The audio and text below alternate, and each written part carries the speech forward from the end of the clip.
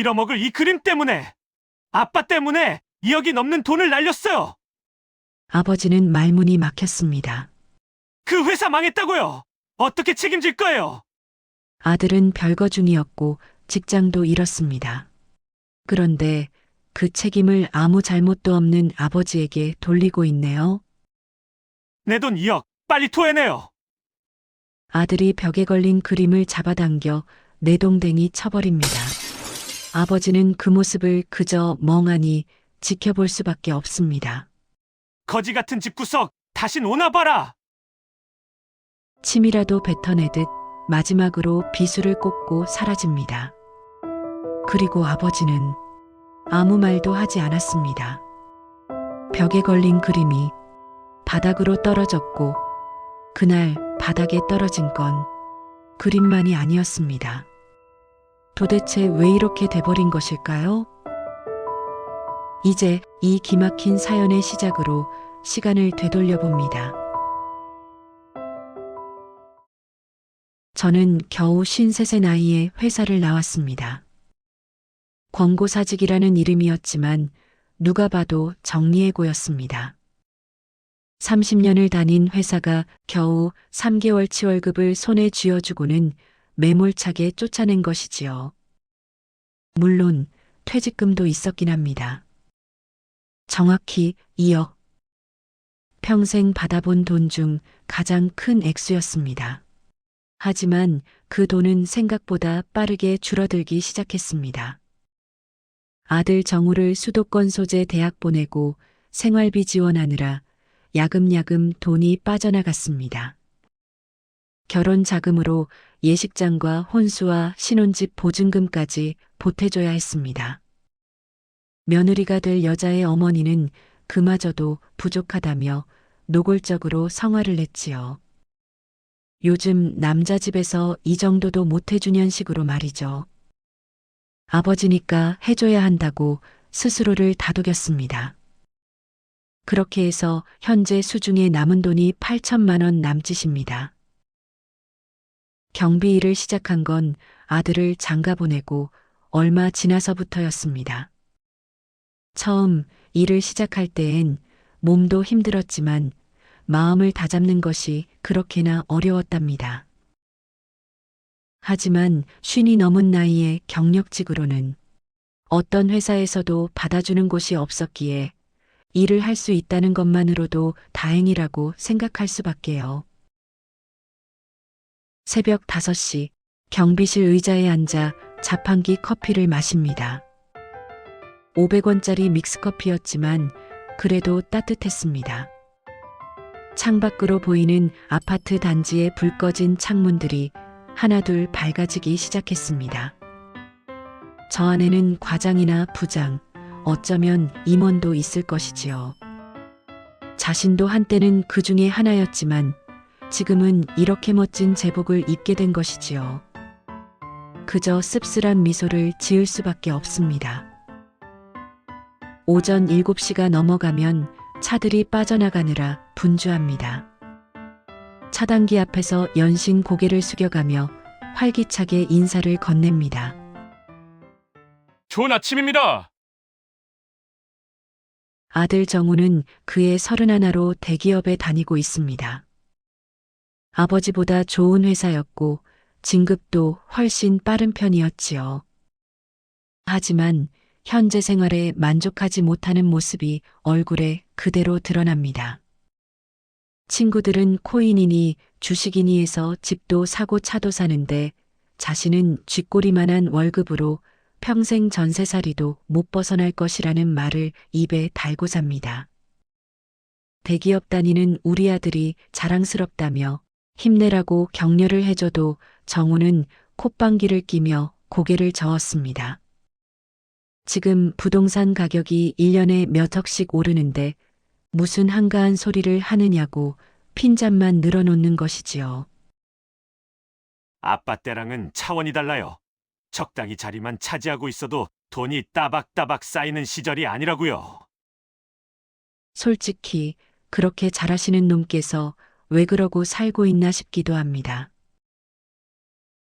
어릴 때부터 공부만 시켰습니다. 그게 성공으로 가는 최선이라고 생각했으니까요. 나보다 더 많이 배우고 나보다 좋은 대학 나오면 그것으로 자신의 할 일을 다한다고 믿었었지요. 수십 군데 학원을 보내고 과외를 시켰습니다. 재수를 지원하고 어학연수도 보냈습니다. 오로지 교육비만 한 달에 300이 넘는 돈을 쏟아부었던 것이지요. 이제사 후회한들 무슨 소용이 있겠냐마는 세상 부질없는 짓거리였던 geb니다. 어찌어찌하다 보니 이름 있는 대학도 가고 결국에는 대기업에도 들어갔습니다. 아들이 태어나서 처음 안아주던 그날 이후로 그때만큼 인생에서 뿌듯한 적이 없었던 것 같습니다. 하지만 이제서야 깨달았습니다. 정작 아들에게 가르치지 못한 것들이 너무나도 많았다는 것을요. 토요일 오후 정우가 아버지 집에 들렀습니다. 현관문을 열고 들어서더니 신발도 제대로 벗지 않은 채 거실로 들어옵니다. 괜시리 냉장고 문을 열었다 닫았다 하더니만 먹을 것도 없냐며 투정부터 부립니다. 내 새끼지만 저놈의 주둥이는 도대체 누굴 닮아 먹은 줄 모르겠습니다. 그러고는 듣고 싶지도 않은 며느리 흉을 한바탕 늘어놓습니다. 그려 오면서 치킨을 시켰는지 맥주를 퍼마시며 앞다리를 우적우적 뜯고 있습니다. 빈말이라도 다리 한쪽 드시겠냐고 권하지도 않습니다. 저런 걸 자식이라고. 마침 텔레비전 뉴스에서 부동산이니 코인이니 떠들어대는데 순간 아차 싶었습니다. 저놈의 주둥이에서 무슨 욕짓거리가 튀어나올지 안 봐도 비디오네요. 나라꼴이 이 모양이라느니 온통 사기꾼 천지라느니 듣기도 싫은 헛소리들을 늘어놓습니다. 들어가고 나오는 구멍이 똑같은 곳인데 좋은 음식 처먹으면서 저렇게 허튼 소리나 내뱉어서야 되겠어요? 한편으로는 아들놈이 짠해 보이기도 하고 아무 대꾸도 못하고 앉아있는 자신이 한심하게 느껴지기도 합니다. 아들이 떠난 자리에는 닭뼈 부스러기와 빈 맥주병이 덩그러니 남아 있습니다. 그날 밤 잠자리에 들기 전 통장 잔고를 확인했습니다. 남은 퇴직금이 8천만 원, 경비일로 번 돈은 500만 원도 되지 않습니다. 겨우 이 돈으로 노후를 준비해야 한다는 게 막막하게 느껴지네요. 하지만 어쩌겠어요. 이미 지나가 버린 일이고 그렇다고 돌아갈 수도 없지 않겠습니까? 30년을 다닌 회사를 원망하는 것은 예전에 그만뒀습니다. 아들에게 아낌없이 투자했건만 정작 자신에게는 아무것도 남은 게 없네요. 그렇게 애매하기 그지없는 53세 인생은 경비실과 좁은 원룸을 오가며 인생을 흘려보내고 있습니다. 단 한 번도 제가 이렇게 되리라고 상상하지 못했습니다. 어쩌다 보니 이 자리에 머물게 된 것이지요. 그렇다고 삶을 비관하거나 후회하지는 않습니다. 그저 하루하루를 살아가야 했기에 버티며 살아내가는 것이지요. 여러분도 비슷한 경험이 있으신가요? 평생 가족을 위해 헌신했지만 정작 자신에게는 아무것도 남지 않았던 순간 말입니다. 여러분의 마음을 댓글로 남겨주시면 함께 나누고 공감하겠습니다. 오랜만에 회사 동기들을 만났습니다. 30년을 이어온 인연들이었고 모두가 일찍 퇴직한 사람들입니다. 편의점을 운영하는 민호는 이러쿵저러쿵 주저리 되지만 결국 힘들어 죽겠다는 말뿐입니다. 저는 웃으면서 내가 아는 경비일보다는 훨씬 나아 보인다고 맞장구를 쳐줍니다. 그때 술집 문을 열고 한 남자가 들어섭니다. 왠지 모르게 당당해 보이는 걸음걸이, 슬쩍슬쩍 보이는 명품 로고들, 특히 손목의 시계가 유난히도 빛나 보입니다. 바로 이 모임의 마지막 멤버이자 물주님 되시는 태수입니다. 그는 국내에서 손가락 안에 뽑히는 유명한 투자회사의 사장님 되십니다.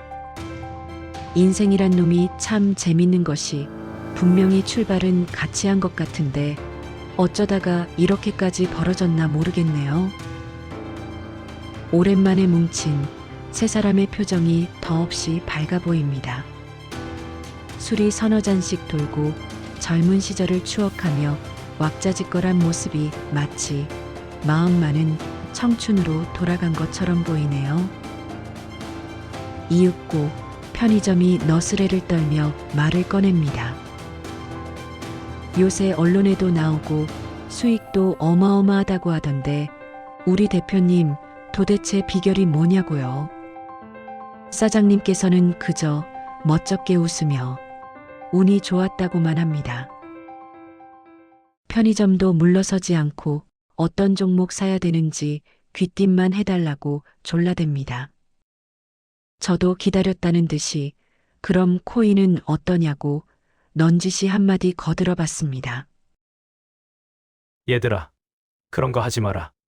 목소리가 차갑게 가라앉았습니다. 투덜거리는 편의점의 말을 잘라먹고는 무게를 잡으며 말을 이어갑니다.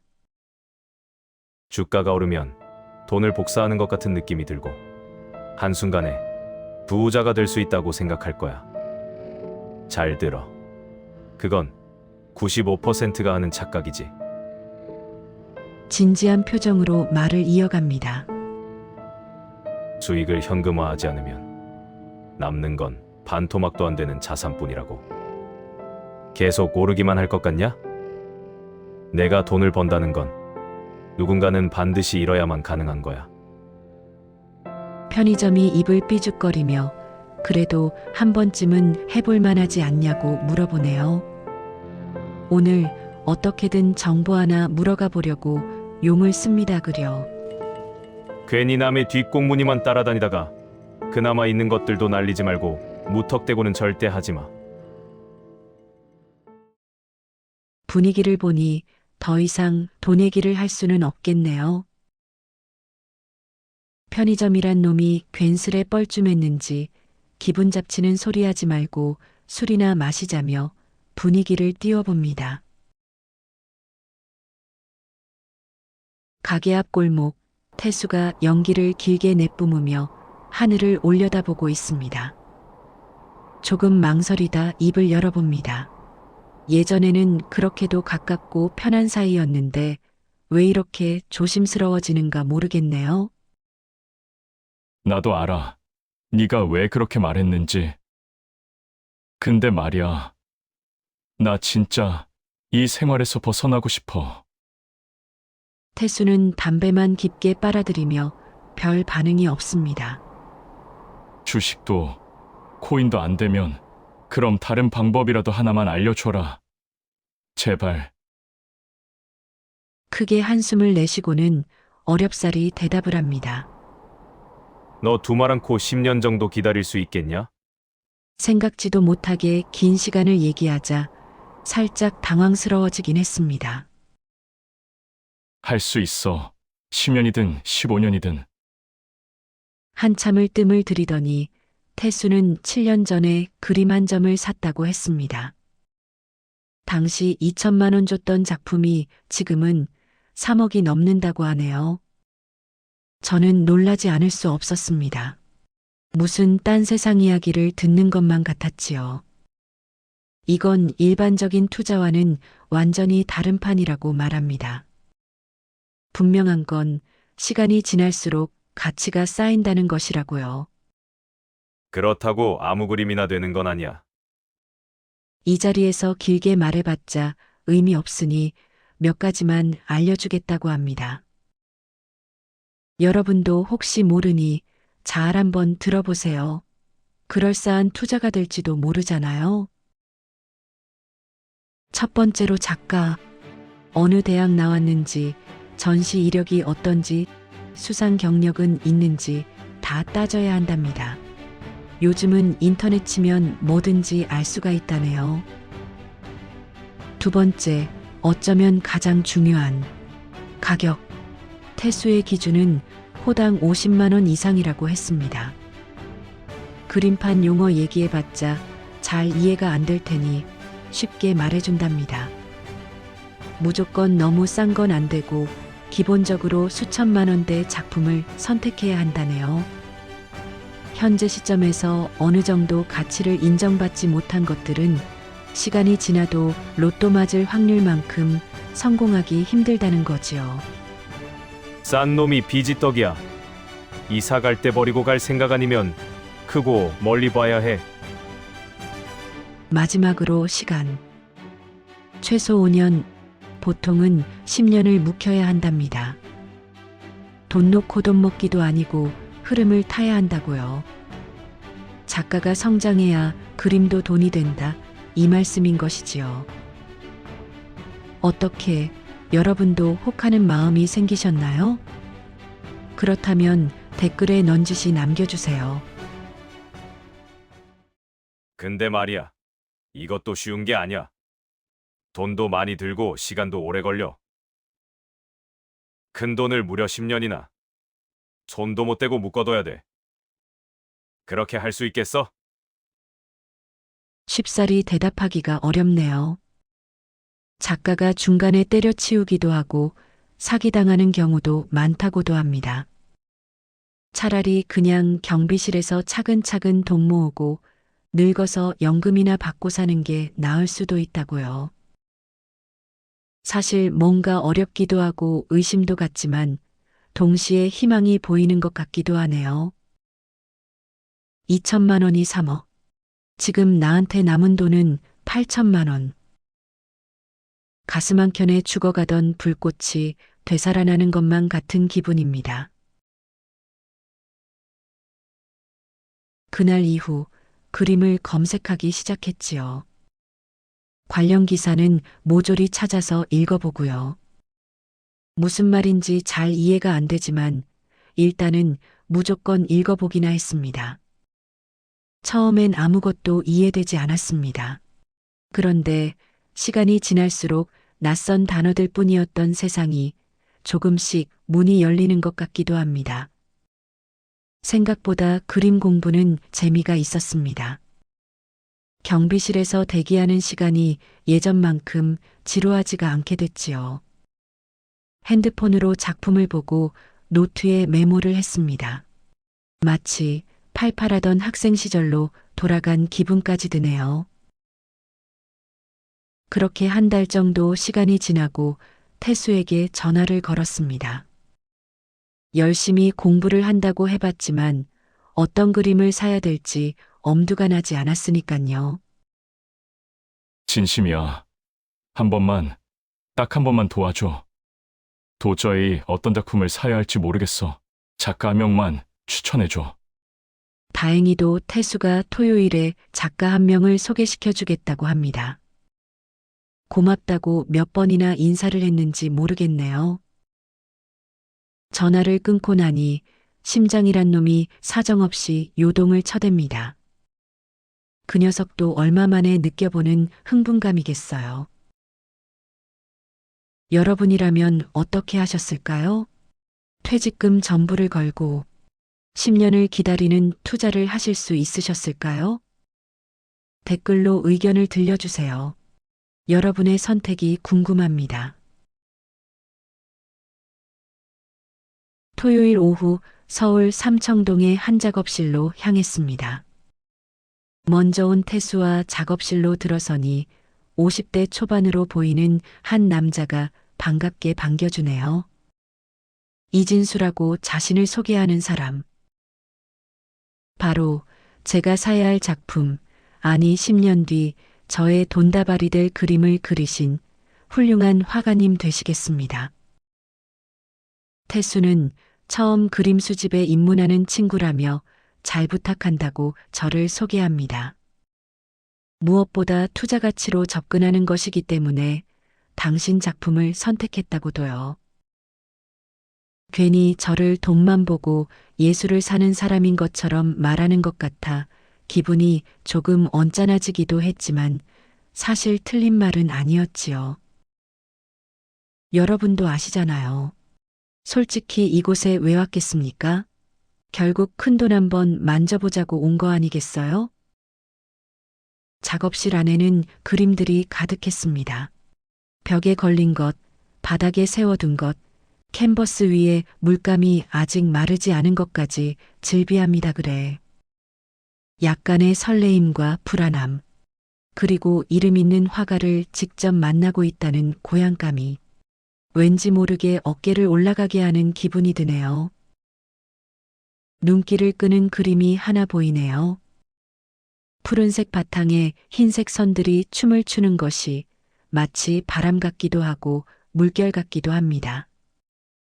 솔직하게 뭐가 좋고 나쁘고는 하나도 모르겠지만 눈에 확 들어오는 것이 느낌적으로는 참 좋아 보이네요. 그림 보는 눈이 있으시네요. 이 작품으로 말할 것 같으면 현재 가장 주목받고 있는 시리즈라고 할 수 있지요. 혹시 가격은 어떻게 되나요? 작가는 멈칫하더니 가격이 제일 중요한 게 맞다며 밝게 웃으며 대답합니다. 50호에 호당 70만 원이면 3,500만 원이라고 했습니다. 김태수 대표님 지인이기도 하시니 특별히 이 가격에 드린다고요. 상반기 안으로 호당가를 100만 원으로 올릴 것이라면서요. 그럼 지금 사두면 얼마 뒤에는 앉아서 1,500만 원을 벌게 되는 것입니다. 심장이 벌렁벌렁 뒤집어지는 것만 같았지요. 그런데 무슨 돗대기 시장에서 파는 고무줄도 아니고 지 맘대로 가격을 막 올릴 수가 있나 싶었지요. 태수는 자신의 대기순번을 양보하겠다며 이 작품을 사라고 적극 추천합니다. 이렇게까지 신경 써준다니 정말 고마운 친구라는 생각도 들면서 한편으로는 이렇게까지 하는 것 보면 뒷돈이라도 받는 거 아닌가 하는 의심도 듭니다. 하지만 이내 생각을 정리합니다. 어차피 자신의 선택이고 나름 열심히 공부도 했으니 끝까지 가보겠다는 것이지요. 3,500만 원이 큰 돈이긴 합니다만 지금 사면 올해 안에 곧장 수익이 날 것만 같습니다. 게다가 지난 술자리에서 태수의 말도 떠오르기도 했고요. 2천만 원이 3억이 넘게 됐다는 그 말 말이에요.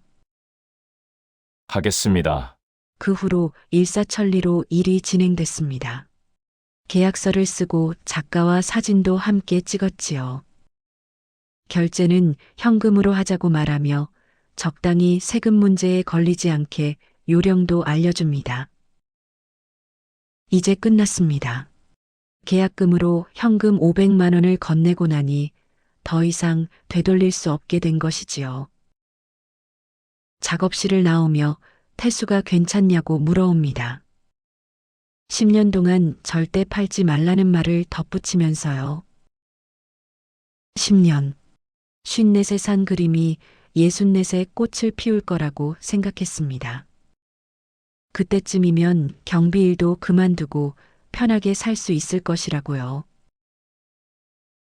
그 후 한 번 더 혼자서 작업실에 들렀습니다. 두툼한 돈봉투를 가슴에 품고 있으니 뭔가 큰일을 하고 있다는 생각에 기분이 들떠오르더군요. 작가와 가볍게 인사를 나누고 커피까지 얻어 마셨습니다. 대화가 통하는 분이라며 연락처까지 주고받았지요. 왠지 제가 조금은 특별해지고 미술계에 한 자리 차지하게 된 것만 같았지요. 그림을 전문으로 하는 분이 배송부터 직접 설치까지 해준다고 하니 어디에 걸어두면 좋을지 생각해 보랍니다. 여러분도 이런 기분 느껴보셔야 할 텐데 혹시 비슷한 경험들이 있으신가요? 그렇다면 언제였는지 꼭 댓글에 남겨주세요. 일주일 후 택배가 도착했습니다. 생각한 것보다 훨씬 거대한 박스였습니다. 조심스럽게 박스를 뜯어보니 내 보물 1호의 웅장한 모습이 드러나네요. 좋은 작품 구매하셨네요. 저도 꼭 갖고 싶었던 건데. 설치기사의 말에 뿌듯한 마음을 이루 말할 수가 없습니다. 그림을 거실벽에 걸어두고 한참을 바라봤습니다. 이상하게도 그렇게 마음이 편안해질 수가 없었지요. 그날 밤 오랜만에 직접 내린 커피를 마시며 여유란 놈을 부려봤지요. 커피 때문인지 제 마음이 그래서인지 그냥 막 심장이 벌렁벌렁합니다. 그래. 10년 후에 제 모습을 상상해보고는 새어나오는 웃음을 참을 수가 없네요. 그로부터 6개월 아끼고 아껴서 1,000만 원을 모았습니다. 남은 돈까지 탈탈 털어 2작품을 더 사모았습니다지요. 경비실 동료가 요즘 뭐 좋은 일 있냐며 물을 때마다 그저 웃으며 이것저것 모으는 재미가 있다고만 답했음이지요. 그림 이야기는 하지 않았습니다. 괜스레 말해봤자 이상한 사람 취급받을 게 뻔했으니까요. 그리고 뭣도 모르는 일반인들에게 말해봤자 무슨 의미가 있겠어요. 비싼 그림 근처에도 가보지 못한 유명 작가와 만나보지도 못한 그런 사람들이요. 참새가 어찌 대붕의 큰 뜻을 헤아릴 수 있겠습니까? 저같이 훌륭한 미술품 수집가의 큰 뜻을요. 1년 뒤 작품 가격은 하나도 오르지 않았습니다. 한국 경제가 휘청이다 보니 그림 시장에도 영향이 있다고만 합니다. 불안하지 않았습니다. 아닙니다. 솔직히 불안하기도 하고 속은 것도 같았지만 그러지 않겠다고 스스로 다짐해야 했지요. 벽에 걸린 그림들을 볼 때마다 미래가 보였으니까요. 10년 후 이 그림들이 각각 몇 억씩 될 거라고 굳게 믿었습니다. 그때까지만 버티면 된다고 생각하면서 말이죠. 남자가 되어서 자질구레한 것에 집착하면 될 일도 막아끼지 않겠습니까? 어차피 10년은 채워봐야 하지 않겠어요?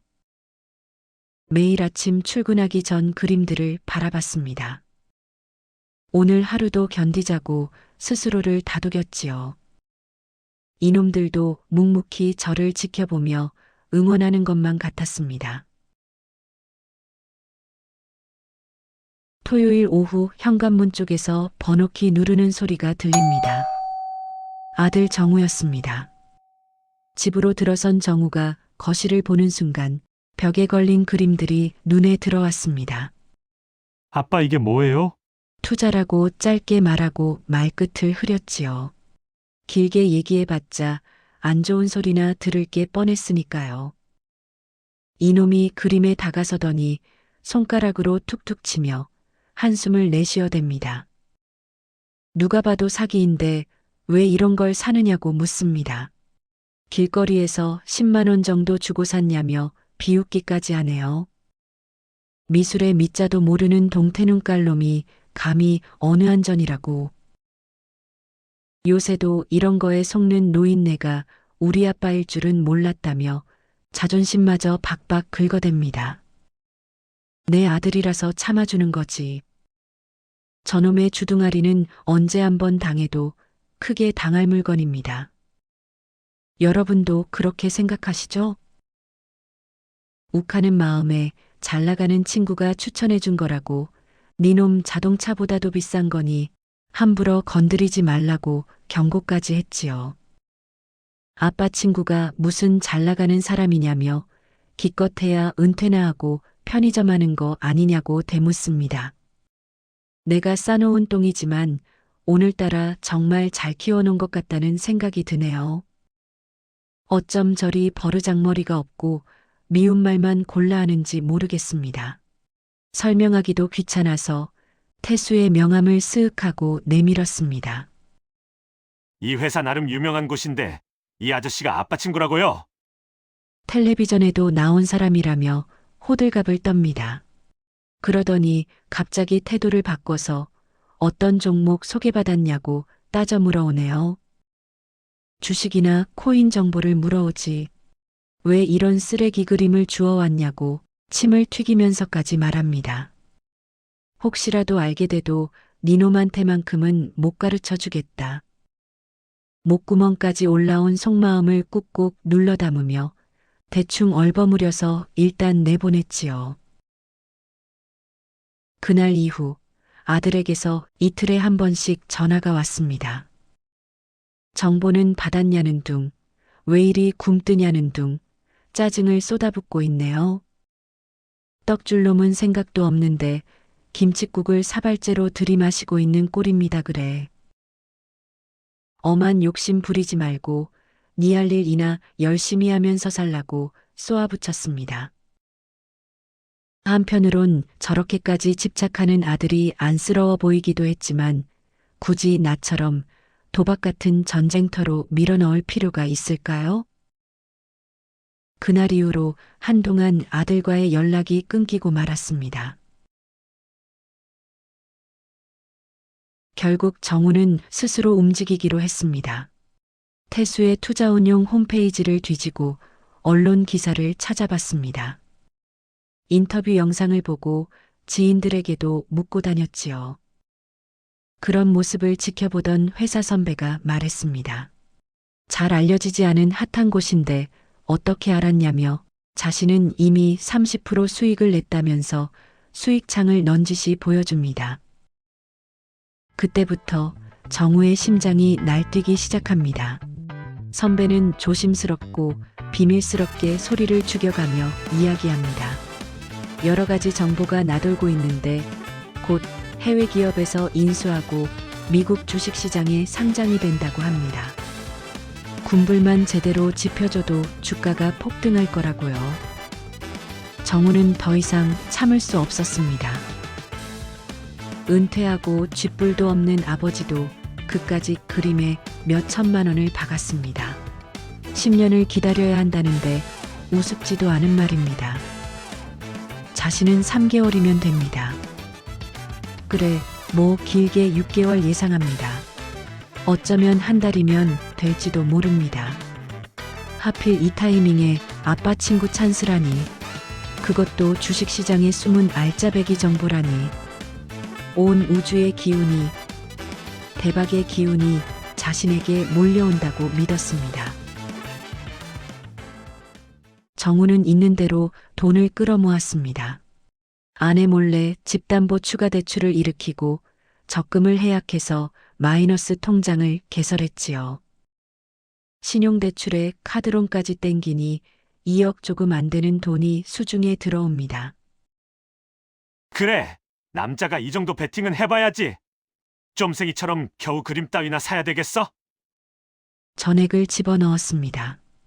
이제 곧 자신의 세상이 올 거였으니깐요. 예상대로 일주일이 지나자 수익률이 오르기 시작했습니다. 역시 자신의 감이 맞았던 겁니다. 시도 때도 없이 주식창을 들여다봤습니다. 날이 바뀔 때마다 수익률이 치솟아 벌써 50%가 넘어섭니다. 정우는 잭팟을 터뜨렸다며 환호성을 내지릅니다. 회사도 그만둬야겠습니다. 한 달도 안 돼서 1억을 벌었습니다. 무려 1억이요. 자신의 연봉의 2배가 되는 돈을 손가락 몇 번 까딱해서 벌어들였습니다. 이제 꽃길만 걸으면 되는 것이지요. 지금 뺄까 하는 생각도 들었지만 이참에 은퇴 자금까지 벌어보겠다며 손가락을 묶어둡니다. 물론 아내에게는 비밀로 해야지요. 돈이 복사가 되고 있습니다. 그렇게 남들이 자랑하고 떠들어대던 돈 복사기가 자신에게도 생긴 것입니다. 그때부터 회사 동료들에게 미친 듯이 자랑을 하고 다녔지요. 자신에게 돈복이 들러붙었다고, 수억을 땡겼다고, 이깟 회사 때려치우겠다며 호언장담을 하고 다닙니다. 유튜브에서 파이어족이라고 나와서 떠드는 영상을 보며 코웃음을 칩니다. 나도 이제 얼마 안 남았다 이거야. 3개월이 지났습니다. 합병 소식도 해외 상장 소식도 없습니다. 수익창을 볼 때마다 손이 부들부들 떨립니다. 매도 버튼 위에 몇 번이고 손을 댔다 뗐다만 반복합니다. 수익률 마이너스 37%. 지금이라도 빠져나오는 게 맞다고 머리로는 생각합니다. 그런데 눈앞에 손해본 7,400만 원이 아른거립니다. 어쩌자고 일을 이렇게 만들어버린 것일까 후회만 할 수밖에요. 그때 팔았어야 했는데 수익만 1억 5천 가까이였는데. 정우는 스스로를 다잡습니다. 아니야, 지금은 숨고르기야.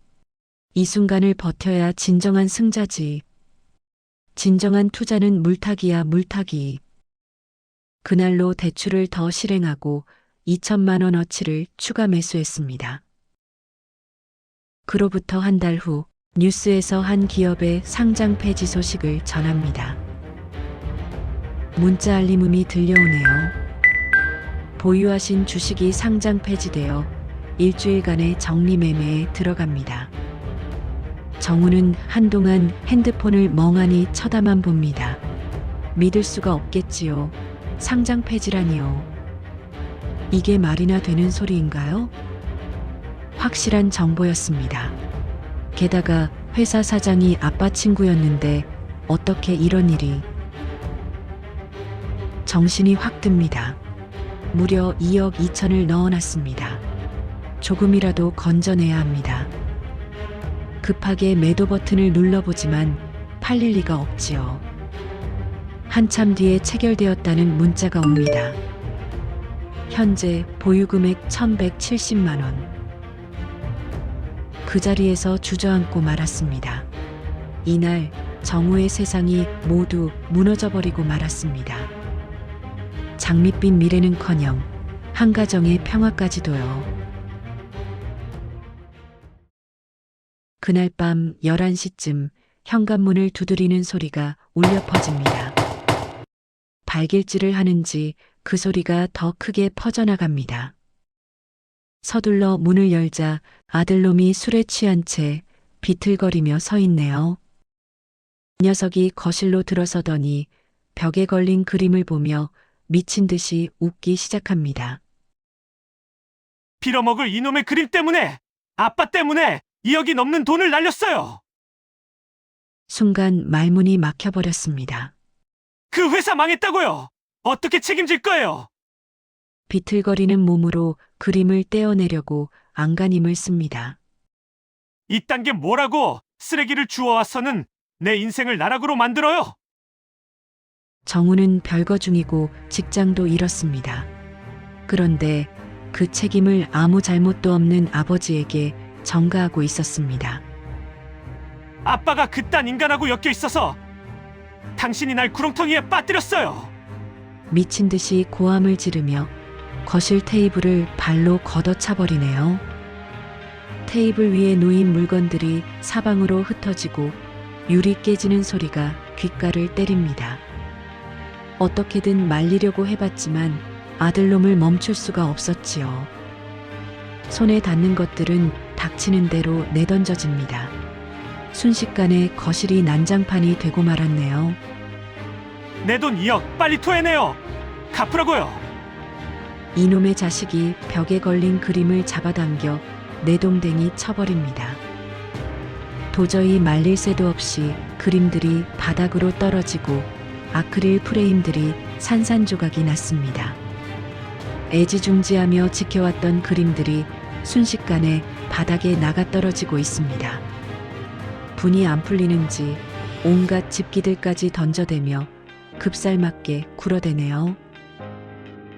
놀래서 아무것도 할 수 없었다라는 말을 오늘에서야 믿게 되었네요. 그저 멍하니 지켜보고만 볼 수밖에 없더군요. 제풀에 꺾인 아들은 비틀거리며 현관 쪽으로 향했습니다. 거지 같은 이놈의 집구석 다시 놓아봐라. 침이라도 뱉어내듯 마지막으로 비수를 꽂고 사라집니다. 문이 쾅 소리를 내며 닫혔습니다. 복도로 나가는 발소리가 점점 멀어져 갑니다. 덩그러니 바닥에 주저앉아 난장판이 된 거실을 바라보았지요. 아무 말 없이 천천히 유리 조각을 주었습니다. 손이 베이고 피가 났는데도 멈추지 않았습니다. 한쪽으로 치워진 부서지고 깨져버린 물건들보다 되돌릴 수 없을 것만 같은 부자간에 잘려나간 끈이 제 목덜미를 조여오는 것만 같이 느껴집니다. 이윽고 떨리는 손으로 부서져 버린 그림을 치웠습니다.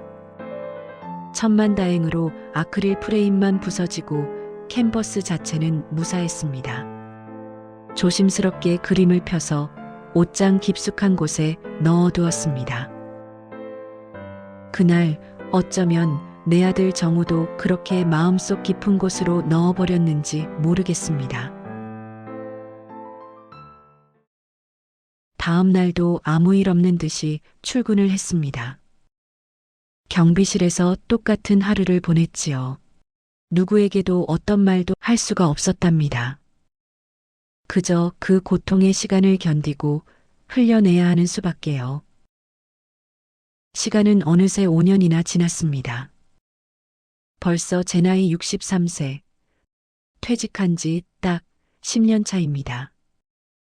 다행히도 경비일은 계속할 수 있었고 그림은 여전히 옷장 속에 처박혀 있었지요. 아들놈이요? 그놈이 무슨 염치로 연락을 해오겠어요. 가끔 소식이 궁금하기도 했지만 때 되면 언젠가 다시 볼 날이 있겠지요. 어느 날 오후 전화 한 통을 받았습니다. 오랜만에 듣는 목소리, 태수였습니다. 전화기 너머로 들려오는 목소리가 사뭇 들떠 보이네요.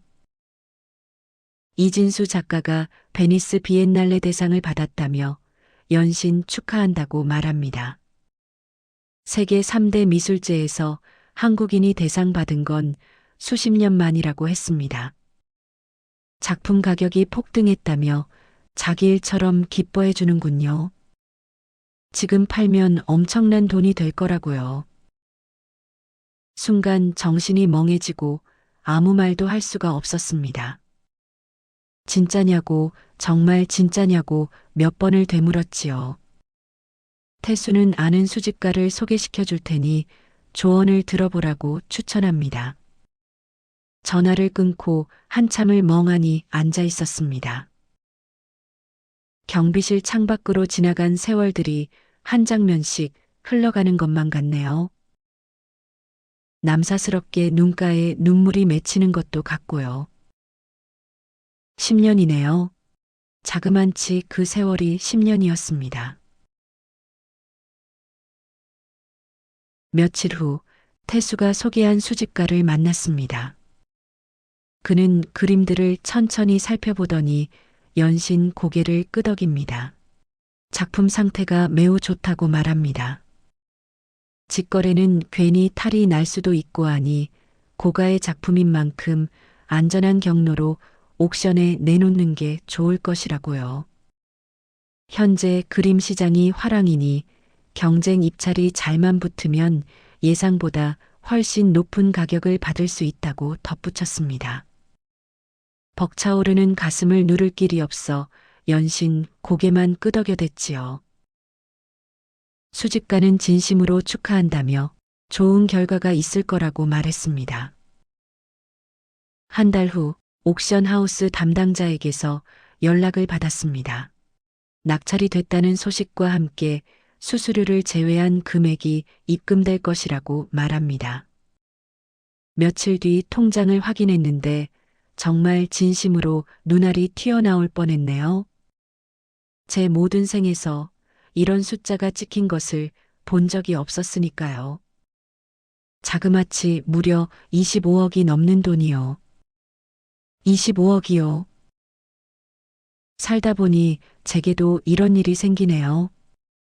로또 맞았다고 하실지도 모르겠지만 반은 맞고 반은 틀린 소리십니다. 엄연히 저는 투자를 한 것이니깐요. 여러분도 비슷한 경험이 있으시다거나 제게 하고 싶으신 말씀이 있으시면 댓글에 꼭 남겨주세요.